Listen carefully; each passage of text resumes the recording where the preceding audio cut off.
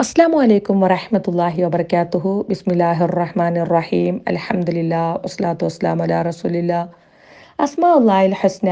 ഇൻഷാ അല്ലാ ഇന്ന് നമ്മൾ അള്ളാഹുവിൻ്റെ അൽ ഹഫീൽ, അൽ ഹാഫിൽ എന്നീ രണ്ട് വിശിഷ്ട നാമങ്ങളെ സംബന്ധിച്ച് മനസ്സിലാക്കുകയാണ്.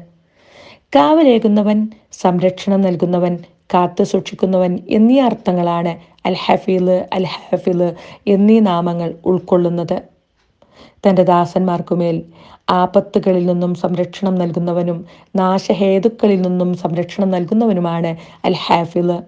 അതോടൊപ്പം പാപങ്ങളിൽ അകപ്പെട്ടു പോകാതെയും ശൈത്വാന്റെ കുതന്ത്രങ്ങളിൽ പെട്ടുപോകാതെയും തൻ്റെ ഇഷ്ടദാസന്മാർക്ക് മേൽ പ്രത്യേകം കാവലേകുന്നവനുമാണ് അൽ ഹാഫിൽ.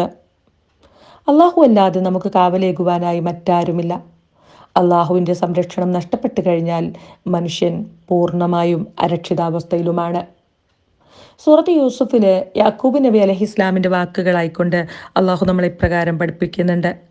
ഫല്ലാഹു ഖൈറുൻ ഹാഫില, എന്നാൽ അള്ളാഹുവാണ് നല്ലവണ്ണം കാത്തു സൂക്ഷിക്കുന്നവൻ. തൻ്റെ മകൻ നഷ്ടപ്പെട്ട നഷ്ടവേദനയിലാണ് യാക്കൂബ് നബി അലൈഹിസ്സലാം ഇപ്രകാരം പറയുന്നത്.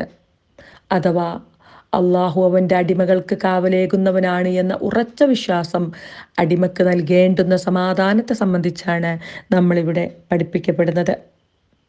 എന്നാൽ അൽ ഹഫീൽ, അൽ ഹാഫിലിൻ്റെ എല്ലാ അർത്ഥങ്ങളും ഉൾക്കൊള്ളുന്നതോടൊപ്പം തന്നെ തൻ്റെ അറിവിൻ്റെയും കഴിവിൻ്റെയും പൂർണ്ണത കൊണ്ട് പ്രപഞ്ചത്തിലെ മുഴുവൻ കാര്യങ്ങൾക്കുമേൽ സംരക്ഷണം നൽകുന്നവനുമാണ് അള്ളാഹു എന്ന അർത്ഥം കൂടി ഉൾക്കൊള്ളുന്നുണ്ട്.